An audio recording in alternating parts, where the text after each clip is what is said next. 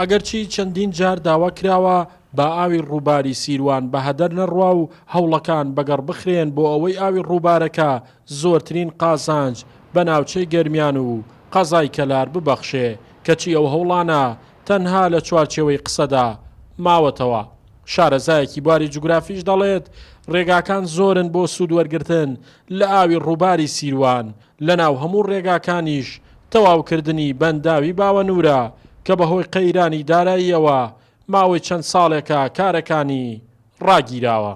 پێویستە حکوومەتی هەرێمی کوردستان کاری جدی لەسەر ئەو ڕووبارە بکات و هەوڵ بدرێت ئەو بەنداوەی کە ئیشەکانی وەستێنراوە بەنداوی باوەنور هەوڵ بدرێت ئیشەکانی جێبەجێ بکرێت تەواو بکرێت، ئەتوانین سوودێکی زۆری لێبینین ئەو بەنداوە لەبەرەوەی ئەتوانین لە ڕێگەی ئەو بەنداوە تەعویزی ئاوی ژێرزەوی بکەین کە ئەمە چەندین ساڵە اعتیمادمان لەسەر ئاوی ژێرزەوی بە تایبەتی لە گەرمیانە، هەروەها ئەتوانرێ پرۆژەی کشتتوکاڵی لەسەر ئەو بەنداوە دروست بکرێت. فەرمانگەی ئاوی کەلار تەنها شوێنە لە ناوچەکە کە توانوێتی بە ڕێژەیەکی زۆر سوود لە ئاوی ڕووباری سیروان وەرگرێ و بەمبەستی دابینکردنی ئاوی خواردنەوە دابەشی کات بەسەر گەڕەکەکاندا. جیا لەمەش ئەتواندرێ سوودی گەورەی لێوەربگیرێت بۆ مەبەستی گەشتیاری و کشتتوکاڵی و زیادکردنی ڕێژەی سەوزایی.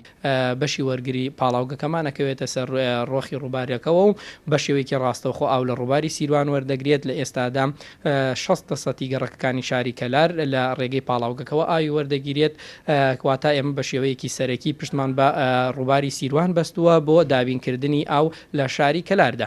ئەم ڕووبارە دەیان شوێنی گەشتیاری و ئەکواپارکی لەسەر دروست بکرێت کە ئەم شارە بێتە بەشێک لە جوانیەکانی و بەستنەوەی ئەم کەلاریش بە ڕووباری سیروانەوە بەوە بێکە شارەکە بەم بەروبە و بەری ڕووبارەکە وەختی خۆی فکرەیەک هەبوو بەوەی کە پردێک ئەم بەرو ئەو بەری سیروان پردێکی گەورە شارەکە بەیەکە و بەسێەوە زۆر جوانە بێگەرە و ڕووبارە ببێتە بەشێک لە جوانی ئەم شارە. وەک چۆن دەوترێت نیل خواپێداوی مسرە، ڕووباری سیروانیش خواپێداوی کەلار و گەرمیانە.